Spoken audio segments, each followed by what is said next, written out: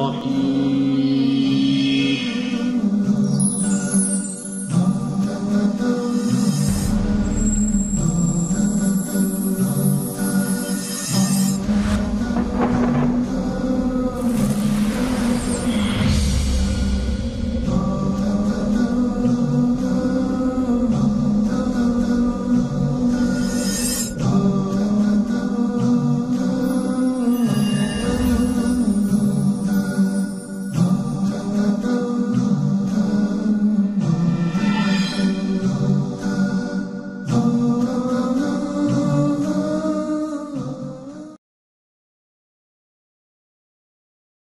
الحمدللہ وکفا والصلاة والسلام علی عبادہ الذین اصطفیٰ اما بعد فاعوذ باللہ من الشیطان الرجیم بسم اللہ الرحمن الرحیم ان الینا ایابہم ثم ان علینا حسابہم رب اشرح لی صدری ویسر لی امری واحلل عقدۃ من لسانی یفقہوا قولی.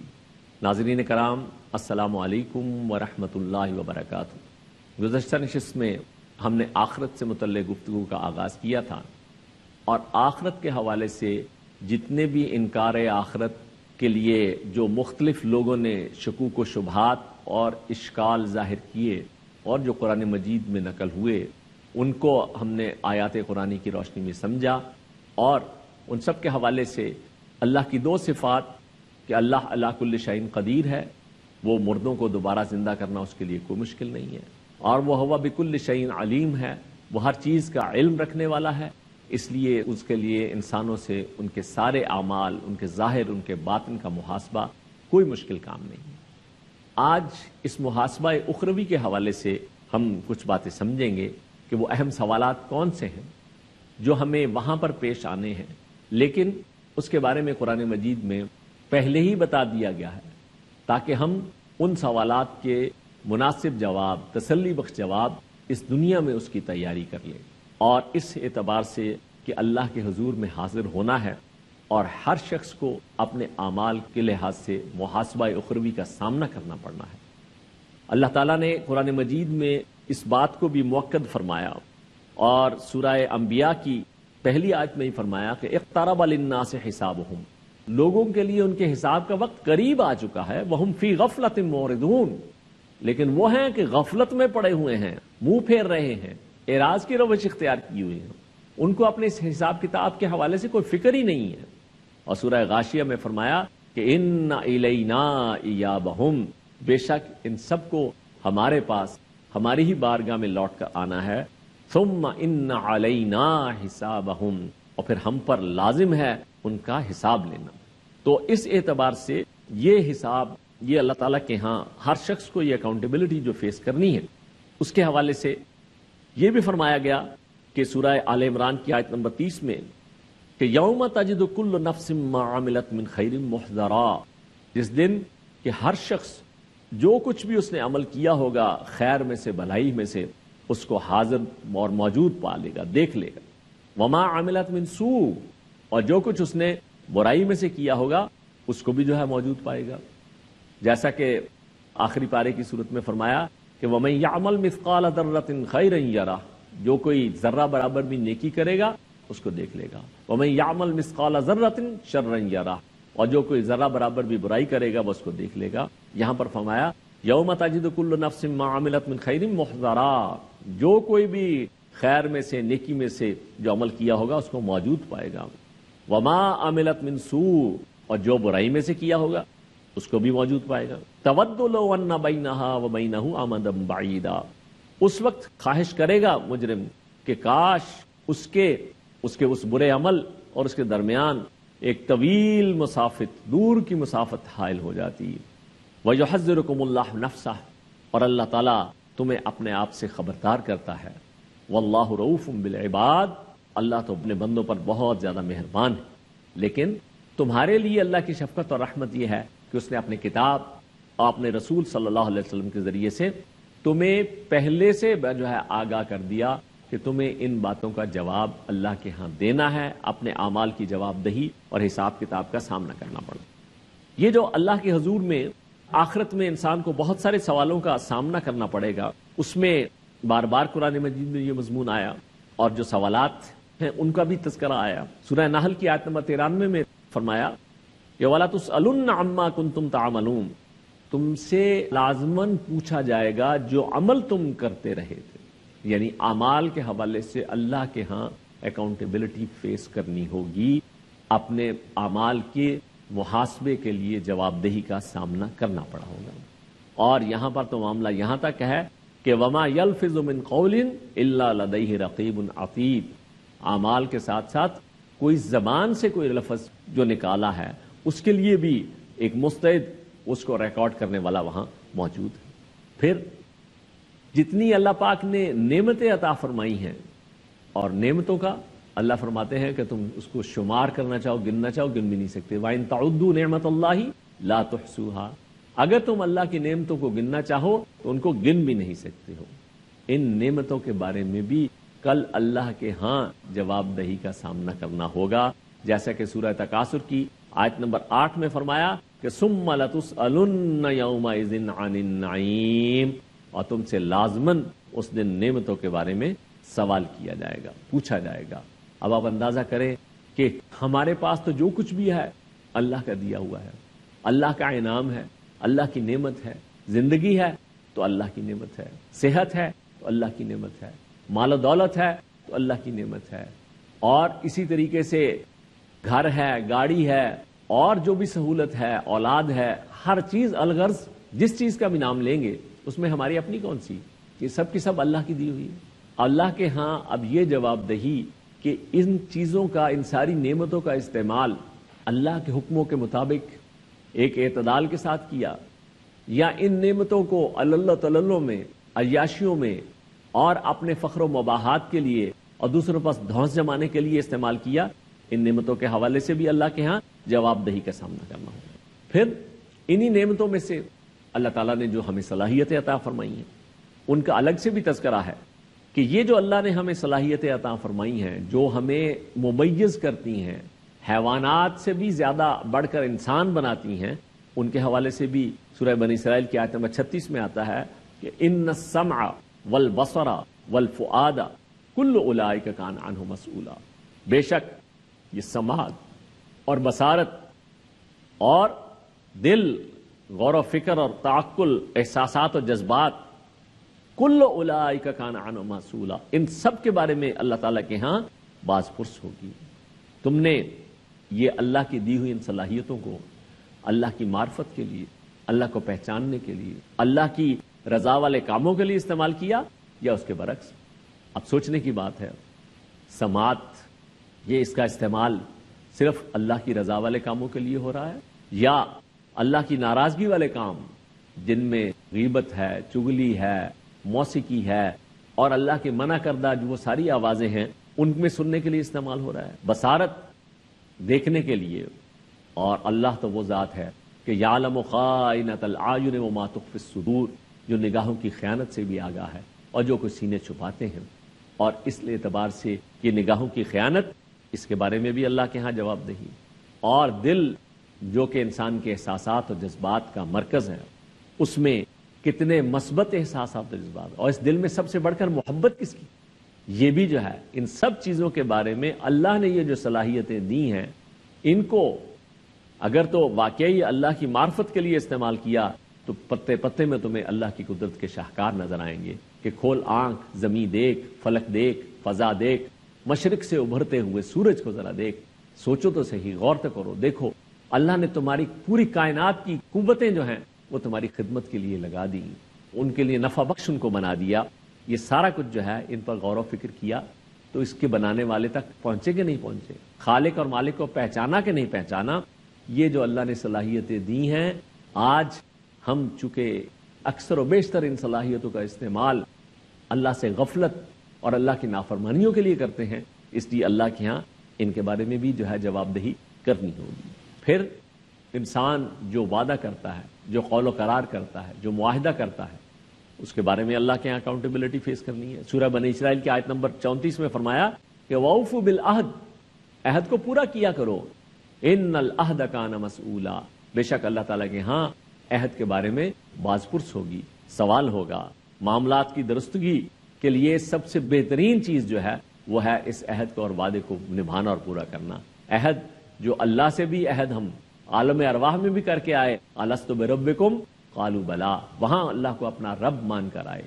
اس دنیا میں جب کلمہ طیبہ پڑھ کر کوئی بھی شخص جب اسلام میں داخل ہوتا ہے، ایمان لاتا ہے، وہ اللہ کے ساتھ ایک عہد کرتا ہے، اللہ کو اپنا معبود ماننے کا، محمد الرسول اللہ صلی اللہ علیہ وسلم کے طریقہ زندگی کو اپنی زندگی بھر جو ہے اس کو اختیار رکھنے کا.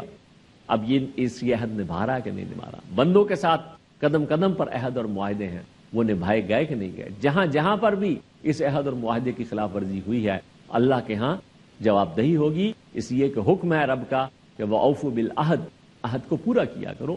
ان العہد کان مسئولا، بے شک عہد کے بارے میں اللہ کے ہاں باز پرس ہوگی، اکاؤنٹیبلٹی ہوگی. 5 سوال اللہ کے رسول صلی اللہ علیہ وسلم فرماتے ہیں، مشہور حدیث ہے جس میں آپ صلی اللہ علیہ وسلم نے فرمایا کہ کل ابن آدم کے قدم اپنی جگہ سے ہل نہیں سکیں گے جب تک کہ وہ 5 باتوں کا جواب نہ دے دے. 5 سوالوں کا. سب سے پہلا سوال عمر کے بارے میں کہ کن کاموں میں گزاری.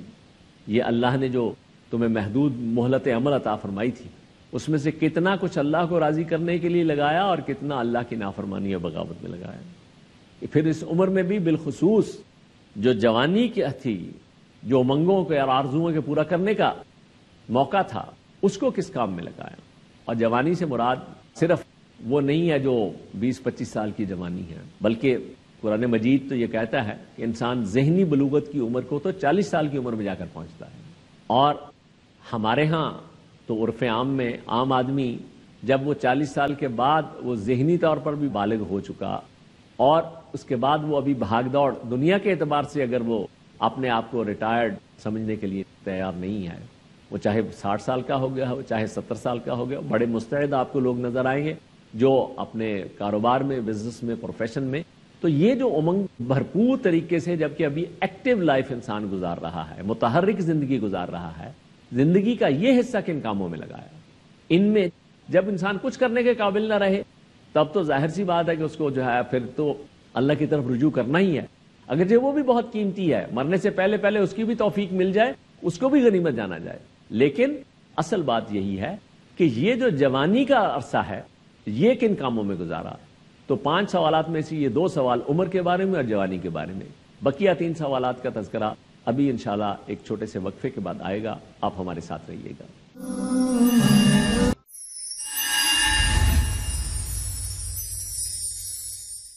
بسم اللہ اولہ و آخرہ.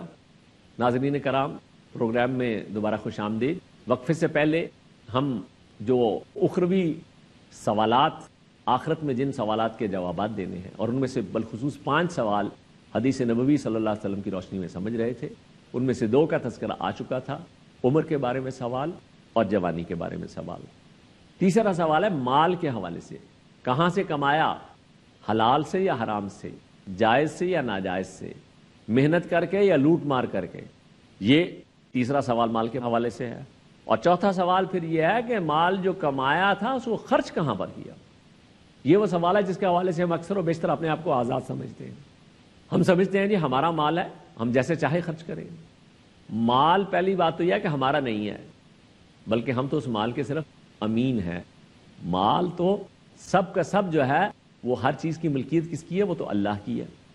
اور وہ مال اللہ نے ہمیں آزمائش کے لیے، امتحان کے لیے دیا ہے. اسی لیے مال کے کمانے کے بعد مال کے خرچ کرنے کے بارے میں سوال ہے. ہم آزاد نہیں ہیں کہ نمود و نمائش، عللو تللو، دوسروں پر اپنی بڑائی کا روب جمانے کے لیے جہاں چاہے مال اڑاتے پھرے، بلکہ یہ مال اپنی جائز ضروریات پر خرچ کرنے کے بعد یہ دوسروں کا اس میں حق ہے.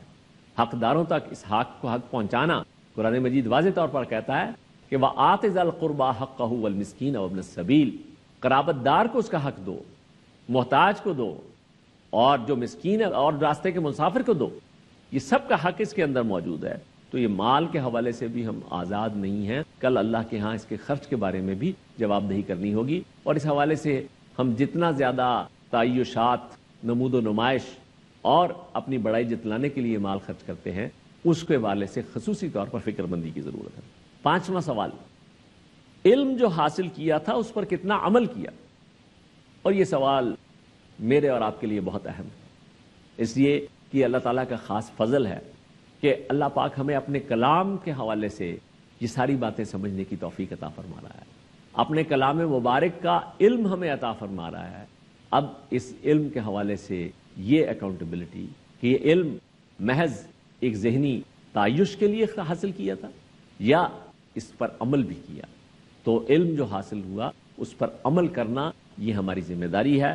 یہ وہ پانچواں سوال ہے، جو 5 سوال جو اللہ کے رسول صلی اللہ علیہ وسلم کے حدیث مبارکہ کے مطابق ہر شخص کو جن کا سامنا کرنا ہوگا۔ اسی طریقے سے یہ سوال جو لوگ بھی ہماری زیر نگرانی دیے گئے ہیں ان کے بارے میں بھی آپ صلی اللہ علیہ وسلم کا ارشاد گرامی ہے بخاری اور مسلم میں کہ کلکم راعن، تم میں سے ہر شخص نگران ہے، وکلکم مسئول عن رعیتہ، اور تم میں سے ہر شخص اپنی اس رعیت کے بارے میں، جو لوگ اس کے زیر نگرانی دیے گئے ہیں ان کے بارے میں ان سے سوال ہوگا۔ امام اور امیر سے، امام اور امیر سے مراد یہاں ہیڈ آف دی اسٹیٹ ہے، جو بھی سربراہ مملکت ہے، اس سے رعایا کے بارے میں سوال ہوگا، اور امیر سے مراد اگر کوئی امیر جماعت ہے تو اس سے اس کی جماعت میں جتنے لوگ اس کے تحت تھے ان کے بارے میں سوال ہوگا۔ مرد سے گھر والوں کے بارے میں سوال ہوگا کہ گھر کے جو سربراہ ہے وہ مرد ہے، اور بیوی سے گھر اور اولاد کے بارے میں سوال ہوگا۔ تو اس اعتبار سے ہمیں اس حوالے سے بھی فکر مندی کرنی چاہیے۔ اسی کے ذیل میں آتے ہیں کہ اگر اللہ نے کسی ذمہ داری کے منصب پر کسی کو سرفراز فرمایا ہے تو جتنے لوگ بھی اس کے ماتحت ہیں انہیں ان کے بارے میں بھی فکر مند ہونا چاہیے کہ کل اللہ کے ہاں ان کے حوالے سے سوال ہوگا۔ پھر سورۃ الاعراف میں فرمایا کہ رسولوں اور امتیوں سے بھی سوال ہوگا کہ فَلَنَسْأَلَنَّ الَّذِينَ أُرْسِلَ إِلَيْهِمْ، ہم لازماً سوال کریں گے ان لوگوں سے بھی جن کی طرف رسول بھیجے گئے تھے، وَلَنَسْأَلَنَّ الْمُرْسَلِينَ، ہم لازماً رسولوں سے بھی سوال کریں گے۔ امتیوں سے سوال یہ ہوگا کہ ہمارے رسولوں نے تمہیں جو پیغام پہنچایا تھا تم نے اس پر کتنا عمل کیا۔ یہ سوال مجھ سے اور آپ سے بھی ہے، اس لیے کہ محمد الرسول اللہ صلی اللہ علیہ وسلم، صحابہ کرام اور ہمارے جو اس کے بعد تابعین، تبع تابعین اور بزرگوں نے وہ دین ہم تک پہنچایا، اب اس دین پر ہم نے کتنا عمل کیا ہے یہ جواب ہمیں فیس کرنا ہے۔ وَلَنَسْأَلَنَّ الْمُرْسَلِينَ، اور ہم لازماً رسولوں سے بھی سوال کریں گے۔ اور اب تو یہ دونوں طرح کے ہمیں سوالوں کا سامنا ہے، اس لیے کہ یہ دوسروں تک پیغام پہنچانے کی ذمہ داری بھی ہمارے اوپر آ چکی ہے، امت مسلمہ کا فرض ہے، چونکہ کوئی اور نبی اور رسول نہیں آئے گا تو ہماری دوہری ذمہ داری ہے۔ ہمیں امتی کی حیثیت سے بھی جواب دہی کرنی ہے کہ جو اللہ کا پیغام ہم تک پہنچا ہم نے اس پر کتنا عمل کیا، اور ہمیں اب وہ جو فریضہ شہادت علی الناس ہے اس کے حوالے سے باقی انسانیت تک اس پیغام کو پہنچانا یہ ہماری ذمہ داری ہے۔ اس حوالے سے بھی ہم سے سوال ہوگا کہ کیا تم نے اس پیغام کو پہنچایا یا نہیں پہنچایا۔ اور پھر یہ سوال اس قرآن مجید کے بارے میں جس کی آیات بینات کی روشنی میں ہم یہ ساری باتیں سمجھ رہے ہیں۔ سورہ زخرف کی آیت نمبر 44 میں فرمایا کہ وَإِنَّهُ لَذِكْرٌ لَكَ وَلِقَوْمِكَ، بے شک اے نبی صلی اللہ علیہ وسلم یہ قرآن یہ آپ صلی اللہ علیہ وسلم کے لیے ایک ذکر ہے، ایک شرف ہے، ایک آنر ہے، ایک یاد دہانی ہے، اور آپ کی قوم کے لیے۔ ظاہر سی بات ہے کہ آپ صلی اللہ علیہ وسلم کی قوم، آپ کی ساری امت جو آپ صلی اللہ علیہ وسلم پر ایمان لائی ہے، تو یہ عزت، یہ اعزاز، یہ تذکرہ، یہ یاد دہانی یہ محمد صلی اللہ علیہ وسلم کے لیے بھی اور آپ کے جتنے بھی پیروکار ہیں ان سب کے لیے بھی ہے۔ لیکن اگلی بات بڑی لرزہ خیز ہے، فرمایا فَسَوْفَ تُسْأَلُونَ، پس انقریب تم سب سے اس کے بارے میں سوال کیا جائے گا، تم سب سے اس کے بارے میں پوچھا جائے گا کہ تمہارا رویہ اس قرآن مجید کے بارے میں کیا تھا۔ کیا تم نے اسے صرف ایک مقدس کتاب سمجھ کر، اسے ایصال ثواب اور حصول ثواب کا آلہ سمجھ کر بس اس کو ریشمی جزدان میں لپیٹ کر خوشبو میں بسا کر اونچی جگہ پر رکھ چھوڑا؟ تم کہتے تھے کہ ہم اس کا بڑا ادب اور احترام کرتے ہیں، لیکن یہی ادب اور احترام تھا تمہاری نظر میں؟ تم اخبار تو روزانہ کتنا وقت لگا کر سمجھ کر پڑھتے تھے، لیکن اس باقاعدگی کے ساتھ اللہ کے اس قرآن کو بھی پڑھتے تھے کہ نہیں پڑھتے تھے؟ یہ ہر ایک کو اس بات کا جواب دینا ہوگا، اس لیے ہم میں سے ہر ایک کو اپنے اندر جھانکنا چاہیے۔ اخبار تم سمجھ کر پڑھتے ہو، قرآن مجید کو کتنا سمجھ کر پڑھا؟ اور پھر وہی بات جو سوال پہلے بھی ہم سمجھ چکے حدیث کی روشنی میں کہ علم جو حاصل کیا تھا اس پر عمل کتنا کیا، اور یہ عمل اپنی ذاتی زندگی میں بھی کرنا ہے، یہ عمل اپنی اجتماعی زندگی میں بھی اختیار کرنا ہے، اس کے لیے کتنی کوشش اور محنت کی۔ اور پھر یہ پیغام جو محمد الرسول اللہ صلی اللہ علیہ وسلم نے اب یہ ذمہ داری لگائی ہم سب کی کہ بلغوا عنی ولو آیتن، پہنچاؤ میری جانب سے، خواہ ایک آیت ہی کیوں نہ ہو۔ اس قرآن کو ساری دنیا تک پہنچانے کے لیے کیا کیا؟ یہ سارے وہ سوالات ہیں جو قرآن مجید کے حوالے سے ہمیں اس کا سامنا کرنا پڑے گا۔ تو اس لحاظ سے اس دن انسان کو اس کی اپنی ساری حرکتوں کے بارے میں آگاہ کر دیا جائے گا۔ یُنَبَّأُ الْإِنسَانُ بِمَا یَوْمَئِذٍ بِمَا قَدَّمَ وَأَخَّرَ، سورہ قیامہ میں فرمایا کہ انسان کو جتلا دیا جائے گا، آیت نمبر 13، کہ جو کچھ اس نے آگے بھیجا اور جو پیچھے چھوڑا، جو اعمال آگے بھیجے اور جو پیچھے چھوڑے، جس چیز کو اس نے ترجیح دی اور جس کو اس نے مؤخر کیا، دنیا کو ترجیح دی، آخرت کو پیچھے چھوڑا، قرآن کو ترجیح دی یا دنیاوی دولت کو ترجیح دی، یہ سارے کے سارے معاملات جو ہیں اللہ کے ہاں بالکل ان کا جواب دہی کرنی ہوگی۔ اس لیے کہ اللہ تعالیٰ فرما رہے ہیں کہ اللہ کے پاس یہ سارے اعمال محفوظ رہتے ہیں۔ انا نحن نحیی الموتى، سورہ یاسین آیت نمبر 12، بے شک ہم ہی جو ہے مردوں کو زندہ فرمائیں گے۔ وَنَكْتُبُ مَا قَدَّمُوا وَآثَارَهُمْ، اور ہم جو عمل وہ آگے بھیج چکے ہیں اور جو ان کے سرات پیچھے رہ گئے، ہم ان سب کو لکھتے رہتے ہیں۔ وَكُلَّ شَيْءٍ أَحْصَيْنَاهُ فِي كِتَابٍ مُبِينٍ، اور ہر چیز کو ہم نے ایک واضح کتاب میں لکھ رکھا ہے۔ تو اس وقت جب انسان کے سامنے یہ سارے اس کے اعمال اس کے سامنے ہوں گے، اور آج بھی انسان جانتا ہے کہ اس نے کیا کیا اور کیا نہیں کیا ہے، جیسا کہ فرمایا کہ بل الانسان علی نفسہ بصیرہ، انسان تو اپنے نفس کے بارے میں بڑی جو ہے وہ بصیرت رکھتا ہے، اس کو بڑا شعور حاصل ہے، لیکن اس کے باوجود ولو القی معاذیرہ، اگرچہ وہ کتنے ہی بہانے کیوں نہ کرتا رہے۔ اور اس دن جو ہے انسان کو انسان کا اعمال نامہ اس کے ہاتھ میں دے دیا جائے گا اور اسے کہا جائے گا اقرا کتابک، اپنے اس کتاب کو خود ہی پڑھ لو، کفا بنفسک الیوم علیک حسیبا، آج کے دن اپنا حساب لینے کے لیے تم خود ہی کافی ہو۔ اس وقت جو ہے وہ پریشانی کے عالم میں جبکہ ووضع الکتاب، اعمال نامہ رکھ دیا جائے گا، فطر المجرمین مشفقین مما فیہ، سورہ کہف آیت نمبر 49، اور اس وقت آپ مجرموں کو دیکھیں گے کہ وہ اس کے بارے میں ڈر رہے ہوں گے جو کچھ اس میں ہے، وَيَقُولُونَ، اور پکار رہے ہوں گے یا ویلتنا، ہائے ہماری کمبختی، ما لہذا الکتاب، یہ کیسی کتاب ہے، کیسا اعمال نامہ ہے، لا یغادر صغیرۃ ولا کبیرۃ الا احصاها، نہ کسی چھوٹی بات کو چھوڑتی ہے نہ بڑی کو، مگر اس کا احاطہ کر رکھا ہے، ووجدوا ما عملوا حاضرا، اور جو عمل بھی انہوں نے کیے ہوں گے ان سب کو حاضر پائیں گے، ولا یظلم ربک احدا، اور وہ تیرا پروردگار کسی پر بھی ظلم نہیں فرمائے گا۔ ہمیں اللہ کے رسول صلی اللہ علیہ وسلم نے جو اخروی محاسبے کی تیاری کے لیے جو زوردار تلقین فرمائی ہے، اللہ سے دعا ہے کہ اللہ پاک ہمیں اس پر عمل کی توفیق عطا فرمائے، اور مرنے سے پہلے اس محاسبے کی تیاری کے لیے زیادہ سے زیادہ اچھے اعمال کی توفیق عطا فرمائے۔ آمین۔ وآخر دعوانا ان الحمد للہ رب العالمین، والسلام علیکم ورحمۃ اللہ وبرکاتہ۔